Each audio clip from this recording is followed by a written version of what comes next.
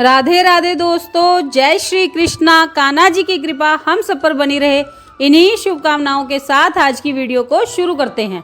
दोस्तों, आप सबका हमारे YouTube चैनल भक्ति में आस्था पर हार्दिक स्वागत है। आज की इस वीडियो में हम आपको श्री शिव महापुराण की रुद्र संहिता के युद्ध खंड का 11वां और 12वां अध्याय पढ़कर सुनाएंगे। आप सबसे रिक्वेस्ट है कि वीडियो को पूरा और ध्यान से सुनिएगा। चलिए वीडियो को शुरू करते हैं। उमा द्वारा शंभु के नेत्र मूंद लिए जाने पर अंधकार में शंभु के पसीने से अंधकासुर की उत्पत्ति, हिरण्याक्ष की पुत्रार्थ तपस्या और शिव का उसे पुत्र रूप में अंधक को देना, हिरण्याक्ष का त्रिलोकी को जीतकर पृथ्वी को रसातल में ले जाना और वराह रूपधारी विष्णु जी के द्वारा उसका वध। सनत कुमार जी कहते हैं, व्यास जी, अब जिस प्रकार अंधकासुर ने परमात्मा शंभु के गणाध्यक्ष पद को प्राप्त किया था, महेश्वर के उस मंगलमय चरित को श्रवण करो। मुनीश्वर, अंधकासुर ने पहले शिवजी के साथ बड़ा घोर संग्राम किया था, परंतु पीछे बारंबार सात्विक भाव के उद्रेक से उसने शंभु को प्रसन्न कर लिया। क्योंकि नाना प्रकार की लीलाएं करने वाले शंभु शरणागत रक्षक तथा परम भक्त वत्सल हैं। उनका महात्म्य परम अद्भुत है। व्यास जी ने पूछा, ईश्वर्यशाली मुनिवर, वह अंधक कौन था और भूतल पर किस वीर्यवान के कुल में उत्पन्न हुआ था? दैत्यों में प्रधान तथा महामनस्वी उस बलवान अंधक का स्वरूप कैसा था और वह किसका पुत्र था? उसने परम तेजस्वी शंभु की गणाध्यक्षता को कैसे प्राप्त किया? यदि अंधक गणेश्वर हो गया तब तो वह परम धन्यवाद का पात्र है। सनत कुमार जी ने कहा, मुने, पूर्व काल की बात है। एक समय भक्तों पर कृपा करने वाले तथा देवताओं के चक्रवर्ती सम्राट भगवान शंकर को विहार करने की इच्छा हुई। तब वे माता पार्वती और गणों को साथ ले अपने निवास भूत कैलाश पर्वत से चलकर काशीपुरी में आए। वहां उन्होंने उस पुरी को अपनी राजधानी बनाया और भैरव नामक वीर को उसका रक्षक नियुक्त किया। फिर पार्वती जी के साथ रहते हुए वे भक्तजनों को सुख देने वाली अनेक प्रकार की लीलाएं वहां करने लगे। एक समय वे उसके वरदान के प्रभाववश अनेकों विराग्र गण्य गणेश्वरों और शिवा के साथ मंदराचल पर गए और वहां भी तरह तरह की क्रीड़ाएं करने लगे। एक दिन जब प्रचंड पराक्रमी कपर्दी शिव मंदराचल की पूर्व दिशा में बैठे हुए थे, उसी समय गिरिजा ने नरम क्रीड़ावश उनके नेत्र बंद कर दिए। इस प्रकार जब पार्वती जी ने मूंगे, सुवर्ण और कमल की प्रभा वाले अपने कर कमलों से हर के नेत्र बंद कर दिए, तब उनके नेत्रों के मूंद जाने के कारण वहां क्षण भर में ही घोर अंधकार फैल गया। पार्वती जी के हाथों का महेश्वर के शरीर से स्पर्श होने के कारण शंभु के ललाट में स्थित अग्नि से संतप्त होकर मद जल प्रकट हो गया और जल की बहुत सी बूंदें टपक पड़ी। तदंतर उन बूंदों ने एक गर्भ का रूप धारण कर लिया। उससे एक ऐसा जीव प्रकट हुआ जिसका मुख विकराल था। वह अत्यंत भयंकर, क्रोधी, कृतघ्न, अंधा, कुरूप, जटाधारी, काले रंग का, मनुष्य से भिन्न, बेडोल और सुंदर बालों वाला था। उसके कंठ से घोर घर घर शब्द निकल रहा था। वह कभी गाता, कभी हंसता और कभी रोने लगता था तथा जबड़ों को चाटते हुए नाच रहा था। उस अद्भुत दृश्य वाले जीव के प्रकट होने पर शिवजी मुस्कुराकर पार्वती जी से बोले। श्री महेश्वर ने कहा, प्रिय, मेरे नेत्रों को मूंदकर तुमने ही तो यह कर्म किया है, फिर तुम उससे भय क्यों कर रही हो? शंकर जी के उस वचन को सुनकर गौरी हंस पड़ी और उनके नेत्रों पर से उन्होंने अपने हाथ हटा लिए। फिर तो वहां प्रकाश छा गया, परंतु उस प्राणी का रूप भयंकर ही बना रहा और अंधकार से उत्पन्न होने के कारण उसके नेत्र भी अंधे थे। तब वैसे प्राणी को प्रकट हुआ देखकर गौरी ने महेश्वर से पूछा। गौरी ने कहा, हे भगवान, मुझे सच सच बताइए कि हम लोगों के सामने प्रकट हुआ यह बेडोल प्राणी कौन है? यह तो अत्यंत भयंकर है। किस निमित्त को लेकर किसने इसकी सृष्टि की है और यह किसका पुत्र है? सनत कुमार जी कहते हैं, महर्षि, जब लीला रचने वाली तथा तीनों लोकों की जननी गौरी ने सृष्टिकर्ता की उस अंधी सृष्टि के विषय में यों प्रश्न किया। तब लीला विहारी भगवान शंकर अपनी प्रिया के उस वचन को सुनकर कुछ मुस्कुराए और इस प्रकार बोले। महेश्वर ने कहा, अद्भुत चरित्र रचने वाली अंबिके, मेरी बात सुनो। जब तुमने मेरे नेत्र मूंद लिए थे, उसी समय यह अद्भुत एवं प्रचंड पराक्रमी प्राणी मेरे पसीने से प्रकट हुआ। इसका नाम अंधक है। तुम ही इसको उत्पन्न करने वाली हो। अतः सखियों सहित तुम्हें करुणापूर्वक इसकी गणों से यथा योग्य रक्षा करते रहना चाहिए। आर्य, इस प्रकार बुद्धिपूर्वक विचार करके ही तुम्हें सब कार्य करना चाहिए। सनत कुमार जी कहते हैं, मुने, अपने स्वामी के ऐसे वचन सुनकर गौरी का हृदय करुणार्द्र हो गया। वे अपनी सखियों सहित अंधक की अपने पुत्र की भांति नाना प्रकार के उपायों के द्वारा रक्षा करने लगी। तदंतर शिशिर ऋतु आने पर दैत्य हिरण्याक्ष पुत्र की कामना से उसी वन में आया, क्योंकि उसकी पत्नी ने उसके ज्येष्ठ बंधु की संतान परंपरा को देखकर उसे संतानार्थ तपश्चर्या के लिए प्रेरित किया था। वहाँ वह कश्यप नंदन हिरण्याक्ष वन का आश्रय ले पुत्र प्राप्ति के लिए घोर तप करने लगा। उसके मन में महेश्वर के दर्शनों की इच्छा थी, अतः वह क्रोध आदि दोषों को अपने काबू में करके ठूंठ की भांति निश्चल होकर समाधिस्थ हो गया। द्विजेंद्र, तब जिसकी ध्वजा में वृष का चिन्ह वर्तमान है तथा जो पिनाक धारण करने वाले हैं, वे महेश उसकी तपस्या से पूर्णतया प्रसन्न होकर उसे वर प्रदान करने के लिए चले और उस स्थान पर पहुंचकर दैत्य प्रवर हिरण्याक्ष से बोले। महेश ने कहा, दैत्यनाथ, अब तू अपनी इंद्रियों का विनाश मत कर। किस लिए तूने इस व्रत का आश्रय लिया है? तू अपना मनोरथ तो प्रकट कर। मैं वरदाता शंकर हूँ, अतः तेरी जो अभिलाषा होगी वह सब मैं तुझे प्रदान करूँगा। सनत कुमार जी कहते हैं, महर्षि, महेश्वर के उस सरस वचन को सुनकर दैत्यराज हिरण्याक्ष परम प्रसन्न हुआ। उसने गिरीश के चरणों में नमस्कार करके अनेक प्रकार से उनकी स्तुति की। फिर वह अंजलि बांधे सिर झुकाकर कहने लगा। हिरण्याक्ष ने कहा, चंद्रभाल, मेरे उत्तम पराक्रम संपन्न तथा दैत्य कुल के अनुरूप कोई पुत्र नहीं है, इसलिए मैंने इस व्रत का अनुष्ठान किया है। हे देवेश, मुझे परम बलशाली पुत्र दीजिए। सनत कुमार जी कहते हैं, मुने, दैत्यराज के उस वचन को सुनकर कृपालु शंकर प्रसन्न हो गए और उससे बोले, दैत्याधीप, तेरे भाग्य में तेरे वीर्य से उत्पन्न होने वाला पुत्र तो नहीं लिखा है, किंतु मैं तुझे एक पुत्र देता हूँ। मेरा एक पुत्र है जिसका नाम अंधक है। वह तेरे ही समान पराक्रमी और अजेय है। तू संपूर्ण दुखों को त्याग कर उसी को पुत्र रूप से वर्ण कर ले और इस प्रकार पुत्र प्राप्त कर ले।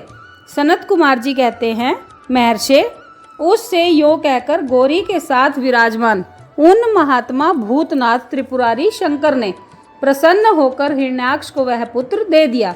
इस प्रकार शिवजी से पुत्र प्राप्त करके वह महामनस्वी दैत्य परम प्रसन्न हुआ।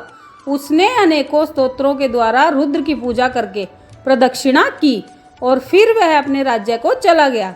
गिरीश से पुत्र प्राप्त कर लेने के बाद वह प्रचंड पराक्रमी दैत्य संपूर्ण देवताओं को जीतकर इस पृथ्वी को अपने देश रसातल में उठा ले गया।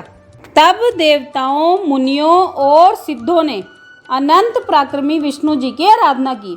फिर तो भगवान श्री विष्णु सर्वात्मक यज्ञ में विकराल वराह शरीर धारण कर थूथुन के अनेकों प्रहारों से पृथ्वी को विदीर्ण करके पाताल लोक में जा घुसे। वहां उन्होंने कभी न टूटने वाली अपनी अगली दाढ़ों से तथा थूथुन से सैकड़ों दैत्यों का कचूमर निकालकर अपने वज्र सुदृश कठोर पाद प्रहारों से निशाचरों की सेना को मथ डाला। तत्पश्चात अद्भुत एवं प्रचंड तेजस्वी श्री विष्णु ने करोड़ों सूर्यों के समान प्रकाशमान सुदर्शन चक्र से हिरण्याक्ष के प्रज्वलित सिर को काट लिया और दुष्ट दैत्यों को जलाकर भस्म कर दिया। यह देखकर देवराज इंद्र को बड़ी प्रसन्नता हुई। उन्होंने उस असुर राज्य पर अंधक को अभिषिक्त कर दिया। फिर महात्मा इंद्र विष्णु को अपनी दाढ़ों के द्वारा पाताल लोक से पृथ्वी को लाते हुए देखकर परम प्रसन्न हुए और अपने स्थान पर आकर पूर्ववत स्वर्ग और भूतल की रक्षा करने लगे। इधर वाराह रूप धारण करके उत्तम कार्य करने वाले उग्र रूपधारी श्रीहरि प्रसन्नचित हुए समस्त देवों, मुनियों और पद्म योनि ब्रह्मा जी के द्वारा प्रशंसित होकर अपने लोक को चले गए। इस प्रकार वाराह रूपधारी श्री विष्णु के द्वारा असुर राज हिरण्याक्ष के मारे जाने पर समस्त देव, मुनि तथा अन्यान्य सभी जीव सुखी हो गए। ये था 11वां अध्याय। अब 12वां अध्याय सुनिए। हिरण्यकशिपु की तपस्या और ब्रह्मा जी से वरदान पाकर उसका अत्याचार, नरसिंह द्वारा उसका वध और प्रहलाद को राज्य की प्राप्ति। सनत कुमार जी कहते हैं, व्यास जी, इधर वराह रूपधारी श्री हरि के द्वारा इस प्रकार भाई के मारे जाने पर हिरण्यकशिपु शोक और क्रोध से संतप्त हो उठा। श्री हरि के साथ वैर करना तो उसे रुचता ही था, अतः उसने संहार प्रेमी वीर असुरों को प्रजा का विनाश करने के लिए आज्ञा दे दी। तब वे संहार प्रिय असुर स्वामी की आज्ञा को सिर चढ़ाकर देवताओं और प्रजाओं का विनाश करने लगे। इस प्रकार जब उन दुष्ट चित्त वाले असुरों के द्वारा सारा देवलोक तहस नहस कर दिया गया, तब देवता स्वर्ग को छोड़कर गुप्त रूप से भूतल पर विचरने लगे। उधर भाई की मृत्यु से दुखी हुए हिरण्यकशिपु ने भाई को जलांजलि देकर उसकी स्त्री आदि को ढांढस बंधाया। तत्पश्चात उस दैत्यराज ने अपने लिए विचार किया कि मैं अजय, अजर और अमर हो जाऊं, मेरा ही एक छत्र साम्राज्य बना रहे और मेरा प्रतिद्वंदी कोई ना रह जाए।